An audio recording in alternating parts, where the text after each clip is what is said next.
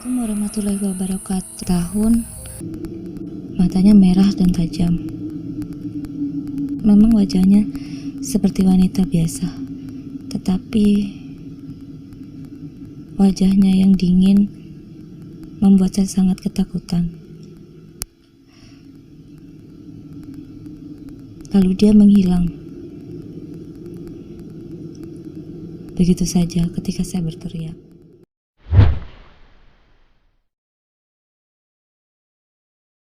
Assalamualaikum warahmatullahi wabarakatuh.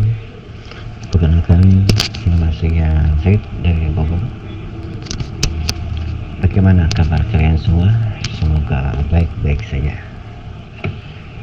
Di sini saya tidak cerita seram, tapi saya akan bagi informasi tentang kaitan antara mimpi dengan penyakit sihir, jin asyik, ataupun jin gak bisa menikah. Kita bahas satu persatu. Mimpi berhubungan badan atau ML. Biasanya ketika orang mimpi ML itu ya mimpi ketemu pasangannya atau ketemu orang lain yang tidak dikenal.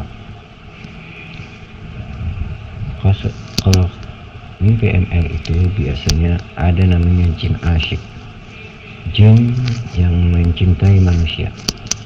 Ketika si pemimpi itu laki-laki, maka jin asyik itu perempuan berupa kuntilanak yang di alam mimpi itu berubah menjadi istrinya atau pasangannya seperti pacarnya atau juga orang lain. Ketika si pemimpi itu perempuan, maka si mimpi itu akan berhubungan badan seperti berhubungan badan dengan suaminya, pasangannya kalau dia pacaran, ataupun orang lain, padahal itu genderuwo yang menyerupai suaminya.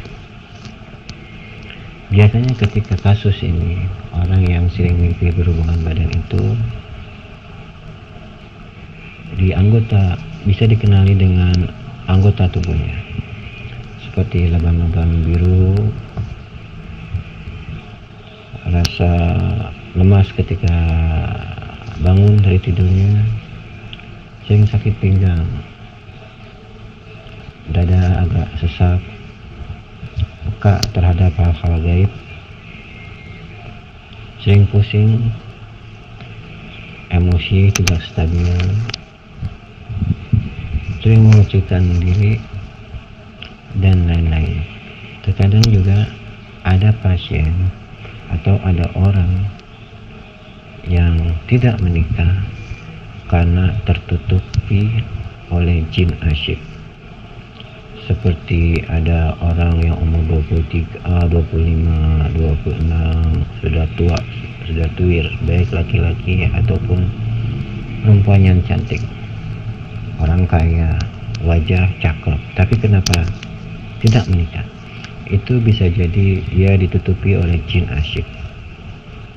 Jadi jin itu cemburu ketika melihat pasangannya itu dicintai oleh manusia.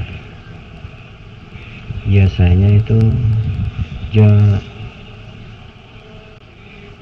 kenal sehari dua hari, tiba-tiba emosi tidak stabil, ada masalah sedikit putus, dan itu berlanjut sampai dia jadi perawan tua atau penjaga tua.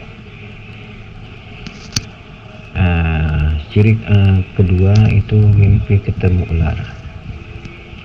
Banyak orang berpendapat kalau mimpi ketemu ular itu dapat rezeki, dapat kebaikan, padahal tidak.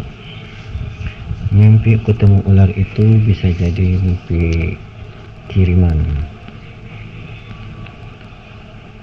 Banyak saya pelajari dari kasus-kasus yang saya tangani seperti ia mimpi dikebutin ular, mimpi dikejar ular, dan bahkan dicatek oleh ular. Ketika ia mimpi dicatek ular, bisa jadi ia kena serangan. Ketika ia terbangun, tiba-tiba badannya lemas, keringat dingin, sakit yang berpindah-pindah dalam tubuhnya. Melihat ular langsung, padahal di rumah itu nggak ada ular. Tapi kenapa tiba-tiba ada ular? Sering mengalami kecelakaan dan bahkan sakit.